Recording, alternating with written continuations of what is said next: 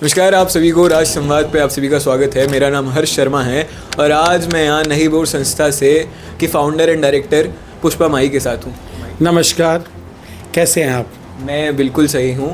पहले तो मैं आपसे जानना चाहूँगा नई भोर संस्था आखिर है क्या? नई बोर संस्था बेसिकली कमिटी बेस्ड ऑर्गेनाइजेशन है जो पिछले 22 सालों से LGBT कम्युनिटी के लिए काम करती है। पर जब हमने काम करना शुरू किया LGBT कम्युनिटी के लिए, पर हमने ज़्यादा फोकस देखा जो ट्रांसजेंडर कम्युनिटी ज़्यादा सिग्मा डिस्क्रिमिनेशन में है, तो हमने उसका ज़्यादा फोकस ट्रांसजेंडर्स लोग के साथ काम करना शुरू किया, क्योंकि उनके पास न तो मूलभूत आधार था, न कोई वोट आइडेंटिटी, और समाज में कहीं ना कहीं उनको इंसान नहीं माना गया था वर्डिक्ट सुप्रीम कोर्ट के जजमेंट से पहले। तो हमने वहीं से लड़ाई शुरू की और आज हम इस तकात पे वापस खड़े हुए हैं कि हमें अपने वजूद को वापस एक आइडेंटिफाई करना पड़ेगा। जिस तरह आप अभी देख रहे हैं कि 2026 का बिल जो आया है, इसने तो हमारे कह रहे ना हमारी मानवता का इतना तार हरण कर दिया है कि मेरे को अपनी आइडेंटिटीज देने के लिए एक मेडिकल एग्जामिनेशन करना पड़ेगा। कोई मेरा जजमेंट करेगा कि मैं क्या हूँ, यानी मैं अपने जब मेरी आत्मा को कौन पहचानेगा? मेरी अंदर आत्मा क्या है? शरीर मेरा पुरुष का है पर मेरी आत्मा स्त्री की है, तो क्या एक मेडिकल एग्जामिनेशन में पहचानेगा कि मैं क्या हूँ? क्योंकि सुप्रीम कोर्ट ने 2014 में एक जजमेंट दिया सेल्फ डिक्लेरेशन, जहाँ पर अभी 2026 के बिल में ये कहा कि मेरे को अपनी लैंगिकता के लिए एक मेडिकल एग्जामिनेशन करना पड़ेगा, जहाँ पर मुझे मेरा परिवार एक्सेप्ट नहीं कर रहा, मुझे समाज एक्सेप्ट नहीं कर रहा, और आज 2014 से लेके मैं 2026 में आके जी रही हूँ, और तब जाके मुझे मेरी लैंगिकता का, यानी मैं कल को मैं कहीं जा रही हूँ और मैं कहूँगी मैं किन्नर हूँ, यानी मुझे अपने किन्नर होने का सबूत देना पड़ेगा, मुझे कपड़े खुदा खोल के मेरा मेडिकल एग्जामिनेशन करना पड़ेगा। ये तो कहीं नहीं है, ये तो मानवता का। अगर ऐसा ही था तो आपने 2021 के अंदर ट्रांसजेंडर्स के लिए इतने प्रोटेक्शन, इतने फॉर्म्स में ट्रांसजेंडर्स लोग लेके आए, आपने इतने सारे एनवायरमेंट NNCTB का, तो आपने किससे बात करने की सोची नहीं? आपने इतने सारे अभी बिल की ज़रूरत कहाँ थी? अभी बात तो सिर्फ ये थी कि हमारे लिए कोई एजुकेशन पॉलिसीज़ बनती, हमारे लिए कोई हेल्थ पॉलिसीज़ बनती, हमारे लिए कोई लाइवलीहुड के लिए पॉलिसीज़ बनती है। अगर आपको हमारे लिए फंड नहीं लाना था, हमारे लिए कोई बजट नहीं लाना था, तो बात वो थी। पर आपको ये बिल की अभी ज़रूरत कहाँ थी? 2019 के अंदर और 20 में एक्ट आया है, और अभी आपको बिल की ज़रूरत कहाँ थी? और बिल लेने के पहले कम से कम अगर बिल लेके भी आ रहे थे तो आप कमेटी से तो सलाह करते ही, कमेटी के रिसोर्स। हम भी पढ़े लिखे हैं, हम भी जेन्युइन पर्सन्स हैं, हम भी समाज को मुख्यतः से, आप बोलते हम आपके पास आते और अच्छे तरीके से तमीज़ के साथ बैठते, आपके साथ दो बातें करते, दो आपकी सुनते, दो हमारी सुनते, और उस पर विचार विमर्श करके हम आगे बात करते। पर आपने तो हमारी सुनी नहीं, और आपने उस पर अमेंडमेंट बिल लिख के आ गए।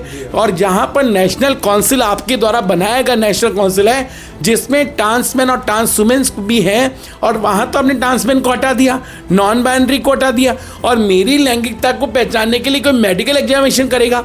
आप सोचो, आपने कहा कि 18 साल तक आप घर में रहिए, तो मेरे माँ बाप जब घर में एक्सेप्ट नहीं करते, निकाल देते हैं, तो मेरे को कौन समाज एक्सेप्ट करेगा? और मेरा मेडिकल एग्जामिनेशन कोई मेडिकल डिपार्टमेंट करेगा? आप ये करते, उसमें कुछ संशोधन लाते, कुछ करना था, तो इतने एक्सपर्टर्स हमारे साथ बैठे हैं, हमें 22 साल के एक्सपीरियंस है, हमने धरातलों पे काम करा है। आप हमसे बात तो करते, आप हमें बताते हम ये बिल लेके आ रहे हैं। आपने एकदम अचानक किससे बात नहीं करी, कुछ नहीं करी, एकदम से लोकसभा में बिल को पारित कर दिया। और आप देख रहे हैं बहुत सारे सोशल मीडिया पे बहुत सारे जो पॉलिटिशियंस हैं उसके अगेंस्ट बात कर रहे हैं, और MP के लोग हैं, और भी बड़े बड़े पॉलिटिशियन अपोजिट पार्टीज बहुत कर रहे हैं, पर आपने एक की नहीं सुनी, सबने इस रिजेक्ट। उस समाज को आपने किस लगे? जो समाज श्री राम प्रभु के आशीर्वाद से आज समाज फलीभूत हो रहा है, आज उस समाज को, और आपके समाज में एग्जाम्पल देखो ना, कितने कितने एग्जाम्पल्स हैं, इतने सारे पुलिस में आ चुके हैं, छत्तीसगढ़, आप बिहार में, हर जगह एम्प्लॉयमेंट मिल रहा है, एम्प्लॉयमेंट लोग काम कर रहे हैं। अगर आप नेशनल पोर्टल देखते हैं जॉब कैरियर का, जिसमें 3475 लोग रजिस्टर्ड हैं जॉब के लिए, तो उनको आपने जॉब तो देने की बात नहीं करी, अपने बिल के लिए उनको ला के पीछे कर दिया। तो सबसे बड़ा सवाल है कि कैसे हम इसको आगे करेंगे और आगे हमको क्या करना, और हम चुप नहीं रहने वाले, क्योंकि हम हमारे समाज की आवाज़ बराबर पहले से लड़ते आ रहे हैं, अभी भी लड़ेंगे, आगे भी लड़ेंगे, और हो सकता है वापस सुप्रीम कोर्ट का दरवाज़ा खटखटाना पड़े तो हम सुप्रीम कोर्ट का दरवाज़ा भी खटखटाएंगे। जैसे मैम मेरे एक दो सवाल थे, जैसे मैंने बिल पढ़ा, मैं मतलब इतना एक्टिव नहीं था, जैसे 2019 में जब ये बिल आया था या उससे पहले मैं इतना एक्टिव नहीं था पॉलिटिकल इश्यूज़ को लेके, सोशल इश्यूज़ को लेके। मैंने जब बिल पढ़ा, फर्स्ट लुक में जो आया, मैंने जो पढ़ा कि जो संशोधन हुआ है उसके तहत ये कहा गया है कि कोई व्यक्ति जो पहले अपने आप को रिकग्नाइज़ कर सकता था as a transgender, as a trans man, तो उसकी जो मैंने वेग डेफिनेशन देखी वो ये थी कि जैसे मुझे प्रतीत हो रहा है अगर मैं एक महिला हूँ तो मैं एक महिला की तरह आइडेंटिफाई कर सकता हूँ। तो जैसे हमने विश्व में देखा है कि अमेरिका में इस प्रकार से एक समस्या हो गई है कि 60 से ज़्यादा जेंडर आइडेंटिफाई हो चुके हैं। उस कारणवश पानी लाई, मैं एक सेकंड पानी लाता हूँ। कोई नहीं। तो उस कारणवश क्या हुआ है, एक 60 जेंडरों की वो आ गई, उस चक्कर में बहुत समस्याएं आ रही है। जैसे अमेरिका में देखते हैं तो कई सारे स्पोर्ट्स वाले फील्ड में या कुछ ऐसी फील्ड होती है जिसमें कन्फ्यूजन हो जाता है। तो अरे मैं उसके लिए कह रही हूँ, अगर आपको कहीं डाउटफुल लगता है तो आप इसका एग्जामिनेशन करिए ना, हम कहीं मना नहीं करें। अगर मुझे लग रहा है कि वो, अगर आपने ऑनलाइन यहाँ पर क्या करा, आपने ऑनलाइन टीजी कार्ड को अप्लाई किया, तो आप इसको मतलब ऑफलाइन भी टीजी कार्ड ला सकते हैं, जिससे हमें पता चल पाएगा कि टीजी है या नहीं है। आपको करना था तो बहुत कुछ चेंज कर सकते थे। इवन देखो, हर एक समाज में फेक चीज़ें होती हैं, चाहे पुरुष महिला में भी हो और पुरुषों में भी हो, महिलाओं में भी, सब जगह होती है। तो क्या हम हर जगह उनको दोषी मानते हैं? कहते हैं समाज को दोषी कैसे मान सकते हैं? तो मैं, जैसे कि हमने देखा है कि अमेरिका जैसे नेशन है, जैसे जो बिल की परिभाषा मैंने बिल पढ़ा तो उसमें था कि कोई व्यक्ति है वो अपने आप को आइडेंटिफाई जिस प्रकार से करता है, जैसे मैं हूँ, मेरे को अगर लग रहा है कि मैं एक स्त्री हूँ, मेरे को वैसा फील हो रहा है या वैसी भावना आ रही है, तो जो पहले बिल के तहत था मैं जाके अपने आप को as a trans women identify कर सकता था। पर अब जो नया अमेंडमेंट आया है, संशोधन आया है, उसके तहत मैं ये नहीं कर सकता। तो जो पहले जो मेरे को प्रतीत हुई या जो जैसे अमेरिका में देखी गई है, एक समस्या आई है कि 60+ जेंडर्स का जो वो हो चुका है कि जेंडर 60+ हो चुके हैं, मतलब 60 से ज़्यादा जेंडर वहाँ हो चुके हैं, जिसके कारण वह कई सारी समस्या आती है। जैसे कुछ लोग अपने आप को सिर्फ किसी बेनिफिट के लिए ट्रांसजेंडर आइडेंटिफाई कर लेते हैं, कुछ लोग जैसे वहाँ फीमेल वॉशरूम, मेल वॉशरूम वाली काफ़ी इश्यूज़ आ रही है। तो उसके ऊपर आप क्या कहना चाहिए? देखो, बात अगर मैं अमेरिका की करूँ या इंडिया की, अमेरिका में बहुत पहले से ही जेंडर को रिकॉग्नाइज था, ठीक है, और वहाँ पर एक बच्चा पैदा होते ही तुरंत छोड़ देता, अपनी ज़िंदगी वो जीता है। इंडिया का कल्चर अलग है, इंडिया में हमें मान्यता नहीं। अगर मैं वेल्टर में बात करती हूँ, अगर मेरे वर्चस्व की बात करूँ तो सबसे पहले आया हुआ समाज श्री राम प्रभु की से क्या, जो राम प्रभु आशीर्वाद देने वाला समाज, श्री कृष्ण को गोद में खिलाने वाला समाज। अगर आज मोहिनी नहीं होती तो कुंभ नहीं होता, ब्रंगला नहीं होती, ये एक ज्ञातवास का घर है। अगर अहि रावण को मरना था, अगर अहि रावण को उस दिन अम्बा श्री कृष्ण ने, अगर मोहिनी वो उस दिन अम्बा का रूप नहीं धारण करता तो अहि रावण की मृत्यु नहीं होती, महाभारत समाप्त नहीं होता। शिखंडी देख लीजिए आप, उसके अलावा गोपेश्वर में गोपी रूप देख लीजिए, भगवान अयप्पा की उत्पत्ति देख लीजिए। क्या ये सारा वजह से हमारे शास्त्रों में ये समाज तो पहले से ही है ना। तो जिस समाज को पहले कोई स्वीकृता नहीं थी, कोई आइडेंटिफिकेशन नहीं था, तो सुप्रीम कोर्ट का दरवाज़ा हमने खटखटाया 2014 में, तब जाके मुझे एक सुंदर सा नाम दिया गया ट्रांसजेंडर, और सेल्फ डिक्लेरेशन के लिए मुझे प्रयोग गया, जहाँ मुझे सेल्फ डिक्लेरेशन यानी मैं अपनी लैंग्वेज, क्योंकि मुझे ना माँ बाप ने एक्सेप्ट करना, समाज ने एक्सेप्ट, मेरे पास कोई आइडेंटिटी नहीं था, तो मैं सेल्फ आइडेंटिफाई के हिसाब से अपने आप को आइडेंटिफाई करके अपना कोई भी मूल सुविधाएं लेने के लिए अपने आप को सेल्फ डिक्लेरेशन करके, क्योंकि यहाँ पर 18 साल से ऊपर का ही बंदा अपने आइडेंटिटी कार्ड बना सकता था। तो जहाँ पर मैं अपने आप को सेल्फ जा करके कह सकती हूँ मैं ट्रांस मैन हूँ या ट्रांस वुमेन हूँ या ट्रांसजेंडर हूँ, या मैं किसी भी कल्चर को फॉलो कर, क्योंकि ट्रांसजेंडर से वरना अम्ब्रेला, जहाँ पर कि trans man, trans women, jogati, aravani, mangalamukhi, बहुत सारा एक अम्ब्रेला टर्म है, तो वहाँ पर मुझे स्वीकारता दी गई। और 2019 के अंदर एक्ट में बहुत सारा चीज़ों को और कहा गया, मेरे लिए लाइवलीहुड के लिए बात करी गई, मुझे एजुकेशन की बात करी गई, हमारे सोशल सिक्योरिटी की बात करी गई, बहुत कुछ। और वहीं पर एक वर्ड बाद में दूसरा बिल 2026 के अंदर है, जिसमें कहते हैं कि मुझे अपना आइडेंटिफाई करने के लिए कोई मेडिकल एग्जामिनेशन करना पड़ेगा। यानी एक मुझे अपने सबूत होने के लिए कल को मैं मेरे कपड़े खोल करके, यानी मैं मेरे शरीर का तरंगा तार तार करना पड़ेगा, और मेरा कोई बलात्कार करेगा तो उसे सिर्फ 2 साल की सज़ा, यानी मेरे मान का, मेरे शरीर का हनन करने के बाद में उसकी सज़ा का प्रावधान 2 साल। और कोई टेस्ट अपना रिमूव करा के आता है, अपना जेंडर को चेंज करा और मेरा, तो उसके लिए 5 साल की सज़ा। ये कैसा कानून है? आपने हमसे बात नहीं करी, हम लोगों से विचार नहीं करा, और जाकर के आपने ये सब बिल लिया है।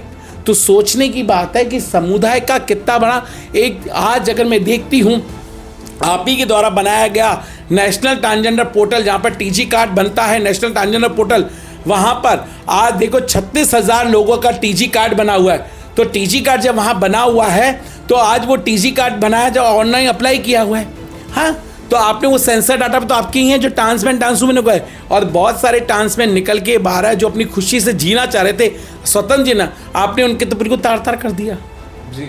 तो हमने जितना देखा है, एक लोकतंत्र में हम रहते हैं, लोकतंत्र में सभी उस लोकतंत्र का हिस्सा है, चाहे वो मेल हो, फीमेल हो, ट्रांसजेंडर हो, और कोई भी डिसीजन अगर लिया जाए तो कैसा भी डिसीजन हो, उस डिसीजन के लिए उस कम्युनिटी से बातचीत होनी चाहिए। तो ये जो सरकार ने करा है ये काफ़ी गलत है, क्योंकि ये तो मेरे लिए काला दिन है। ये जिस दिन वर्ड आया लोकसभा में, जिस दिन पारित हुआ, हमारे लिए तो काला दिन था।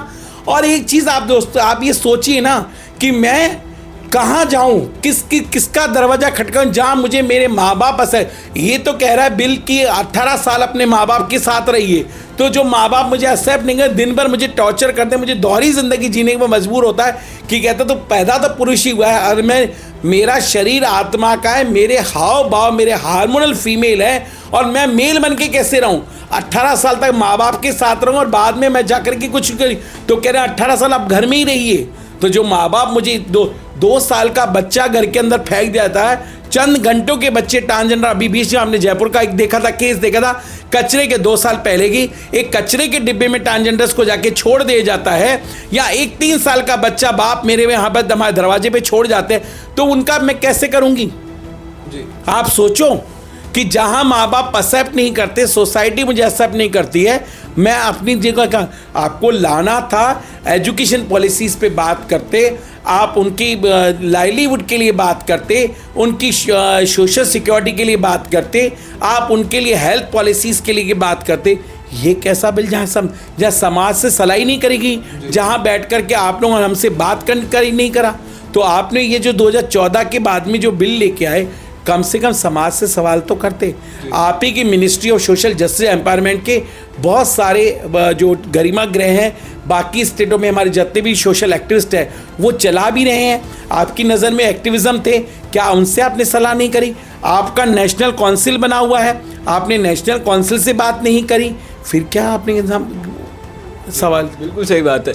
जैसे अगर मेरा ये मानना है कि ये कानून जो हुआ है गलत है, लेकिन इसमें कहीं ना कहीं मेरे को ऐसा लगता है कि कुछ लोग, जैसे कहीं ना कहीं एक वर्ग रहता है जो हमेशा इस चीज़ का गलत इस्तेमाल कर सकता है, तो उनके ऊपर आपका क्या मानना है कि उसके? देखो, जो गलत जो कानून है, अगर 2019 का एक्ट कहता है अगर कोई मेल फीमेल ट्रांस कोई भी गलत चीज़ करता है तो कानून उसके लिए प्रावधान और सजा का प्रावधान है। ये नहीं कहता कि आप पूरे समाज को कलंकित करके एक जैसा देखें। अगर लगता है आपको एक जैसा है तो एक जैसा समाज को एक नज़र से ना तोलिए कि जैसे पुरुष में भी कुछ तरह के गलत लोग होते हैं, स्त्रियों में कई तरह के गलत लोग होते हैं, तो हम सारे स्त्री वर्ग को गलत नहीं कहते ना, हम सारे पुरुषों को गलत नहीं कहते ना, कुछ समाज के लोग। तो कुछ लोगों ने जिसकी वजह से आप पूरे समाज को दुलमिल क्यों कर रहे हैं? आपको लग रहा है, कोई डाउटफुल लग रहा है, उसके लिए कानून है ना, उसके लिए कानून है। जिसने कानून का गलत फ़ायदा उठाया है उसको सज़ा मिल जाएगी। आप पूरे समाज को क्यों दोषी दे रहे हैं? जी, तो एक जैसे कि हमने माई की बात सुनी और हमने पढ़ा, इतना देखा है, उससे आपसे लोकतंत्र में जितनी भी सलाह लेनी चाहिए वो लोगों से लेनी जानी चाहिए जिन पे ये अफेक्ट कर रहा है। एक्चुअली में सरकार को लग रहा है अगर कुछ गलत हो रहा है तो ऐसे तो हर कानून है जो गलत होता है। अरे भूख लगेगी तो मुझे ही पता चलेगा ना, मेरी आत्मा को आप क्या जाने मेरे अंदर क्या चल रहा है? आप तो नहीं जान पाएंगे। जो मेरे अंदर चल रहा है वो मैं ही जान सकती, कोई दूसरा तो ना मेरे पास जान सकता है। तो कम से कम मेरे समुदाय के जो लोग हैं उनसे तो बातचीत करते, उनसे तो करते कि उनसे तो पूछते, उनसे तो कुछ कहते कि पूछते थे कि ये बिल आया है, ये क्या हम इसमें अमेंडमेंट लेके आ रहे हैं। और अभी जरूरत क्या थी कि पूरे समाज के पार्लियामेंट में इस तरह का बिल एकदम से अचानक पेश करना?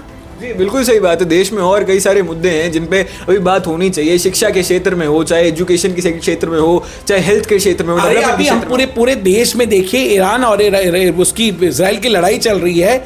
यहाँ पर गैस की समस्या है, पेट्रोलियम की समस्या है, बहुत सारे बेरोजगारी की बात है। और जहाँ पर एक समाज का तबका अपना जीवन व्यापन कर रहा है, 2 वक्त की रोटी के लिए कहीं पे सड़कों पे खड़ा है तो कहीं वो कर रहा है, जहाँ पर एजुकेशन के लिए बात नहीं है, जहाँ उनके लिए कोई रिहैबिलिटेशन नहीं है, आप उसकी बात नहीं कर रहे हैं और बात आप कर रहे हैं इस तरह की, उनको क्रिमिनल घोषित कर रहे हैं आप तो सरासर इस बिल से मुझे क्रिमिनल घोषित कर रहे हैं।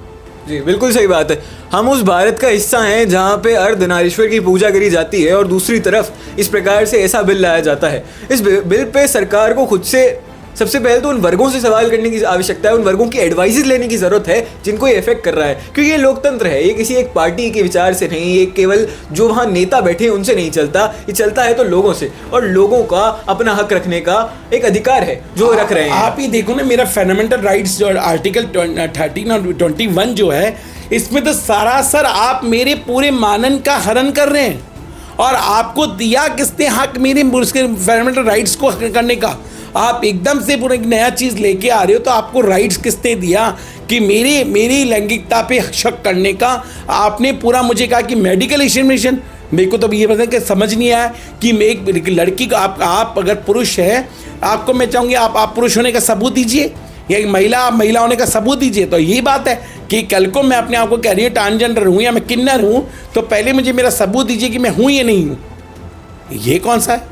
जी सही बात है। तो सरकार को अपने कानून पे एक बार फिर सोचने की आवश्यकता है और उन लोगों से एडवाइस लेने की आवश्यकता है जिन पे ये कानून सीधा इफेक्ट कर रहा है, क्योंकि लोकतंत्र है, लोकतंत्र को लोकतंत्र की तरह माना जाए। अंततः आप कुछ कहना चाहेंगे? मैं यही कहूँगी सोशल मीडिया से कि एक बात आप इस तरह का विचार करिए इस समाज के लिए, और हम सरकार से, प्रशासन से वापस एक हमारे सरकार से ये वापस कहते हैं, इस पर वापस एक पुनः विचार, क्योंकि अब तो विचार क्या है, हमें वापस सुप्रीम कोर्ट का दरवाज़ा खटखटाना पड़ेगा। और हम ये शांत नहीं बैठेंगे जिस तरह हमने सालों साल, चाहे मुग़ल काल में हो, चाहे ब्रिटिश काल में हो, और हमारे चाहे लोकतंत्र की सरकार हो, हमने हमेशा आवाज़ उठाई है और आवाज़ आगे भी चलती रहेगी। ये जब तक हमारे समाज को एक हक नहीं मिलेगा तब तक ये आवाज़ चलती रहेगी। जी धन्यवाद माई, आपके इतने विचारों के लिए हमें एक पुष्टि मिली है इस विषय पर, और ऐसे और विचार जानने के लिए बने रहिए राष्ट्र संवाद के साथ। इस मुद्दे के बारे में आपके क्या विचार हैं वो कमेंट सेक्शन में बताइए, और साथ ही साथ ये जो समस्या है, ये जो लोकतंत्र में हो रहा है, उसके ऊपर आवाज़ उठाना आपका हक है। जो आपको सही लगता है उसके लिए आवाज़ उठाइए और बने रहिए हमारे साथ। धन्यवाद।